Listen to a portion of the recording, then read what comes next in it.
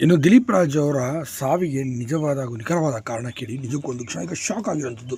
ಅಂದರೆ ಸಾವಾಗುವಂತಹ ರಾತ್ರಿ ನಡೆದಿದ್ದು ಏನು, ಇದ್ರ ಬಗ್ಗೆ ಸಂಪೂರ್ಣ ಮಾಹಿತಿ ನಿಮಗೆ ಕೊಡ್ತೀನಿ. ಅದಕ್ಕೂ ನಮ್ಮ ಚಾನಲ್ ಸ್ವಲ್ಪ ಕೂಡ ಸಬ್ಸ್ಕ್ರೈಬ್ ಮಾಡಿ ಸ್ನೇಹಿತರೆ.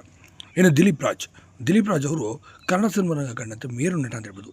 ಮಿಲನ ಇರ್ಬೋದು, ಕುಂಕುಮ ಭಾಗ್ಯ, ಕನ್ಯಾದಾನ, ಮನೆಯೊಂದು ಮೂರು ಬಾಗಿಲು, ಈಗ ಒಳ್ಳೊಳ್ಳೆ ಸಿನಿಮಾ ಸೀರಿಯಲ್ಗಳು ಮಾಡಿಕೊಂಡು ಬಂದಂಥ ಇವರು ಇದೀಗ ಸಾವನ್ನಪ್ಪಿರುವಂಥದ್ದು. ಹೃದಯಘಾತದಿಂದ ಇದೀಗ ಕೊನೆ ಸೆಳೆದಿದ್ದಾರೆ.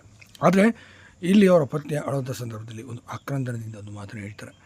ಅದೇನಪ್ಪ ಅಂತಂದರೆ, ಬಾರಪ್ಪ ಇಲ್ಲಿ ನಿರ್ದೇಶಕರು ಬಂದಿದ್ದಾರೆ, ಅವ್ರದ್ದು ಸ್ಕ್ರಿಪ್ಟಿನ ಬಗ್ಗೆ ಮಾತಾಡುವಂಥ ಎದಳಪ್ಪ ನೀನು ಅಂತೇಳಿ ತುಂಬಾ ಭಾವುಕರಾಗಿ ಆಕ್ರಂದನದಿಂದ ಹೇಳ್ತಾರೆ. ಅವರು ದಿಲೀಪ್ ಸಾವನ್ನಪ್ಪಿರೋದು ಒಪ್ಕೊಳ್ಳೋದಿಲ್ಲ. ಇನ್ನು ಇದೇ ಸಂದರ್ಭದಲ್ಲಿ ರಾತ್ರಿ ಮಲ್ಗೋಕ್ಕಿಂತ ಮುಂಚೆ ಅವರು ಸ್ವಲ್ಪ ಎದೆನೋವು ಕಾಣಿಸ್ಕೊಳ್ತಂತೆ. ಆಗ ಹೇಳಿದ್ರಂತೆ ಈ ಥರ ಸ್ವಲ್ಪ ಎದೆನೋವು ಮೋಸ್ಟ್ಲಿ ಗ್ಯಾಸ್ಟ್ರಿಕ್ ಏನೋ ಆಗಿರ್ಬೋದು, ಬೆಳಗ್ಗೆ ಹೋಗಿ ಆಸ್ಪತ್ರೆಗೆ ತೋರಿಸೋಣಂತೆ, ಪರವಾಗಿಲ್ಲ ಬಿಡು ಅಂತ ಹೇಳಿ ಶ್ರೀವಿದ್ಯಾ ಅವರಿಗೆ ದಿಲೀಪ್ ಅವರು ಹೇಳ್ತಾರಂತೆ. ಇನ್ನು ಈ ಮಾತಾಡೋದಕ್ಕೆ ಸರಿ ಅಂತ ಹೇಳಿ ಅವರು ಅಲ್ಲೇ ಮಲಗಿಸ್ತಾರೆ. ಇನ್ನು ಬೆಳಗ್ಗೆ 5 ಗಂಟೆಗೆ ತೀವ್ರದ ಎದೆನೋವು ಕಾಣಿಸ್ಕೊಂತು ಅಂತ ಹೇಳಿ ಒದ್ದಾಡುವಂಥ ಸಂದರ್ಭದಲ್ಲಿ ಆಸ್ಪತ್ರೆಗೆ ಕರ್ಕೊಂಡು ಹೋಗೋ ಮಾರ್ಗ ಮಧ್ಯೆ ಕೊನೆ ಸೆಳೆಯುತ್ತಾರೆ ದಿಲೀಪ್ ರಾಜ್ ಅವರು. ಇದು ನಿಜಕ್ಕೂ ಮತ್ತೊಂದು ಆಘಾತಕಾರಿ ಸುದ್ದಿ ಅಂತ ಹೇಳ್ಬೋದು.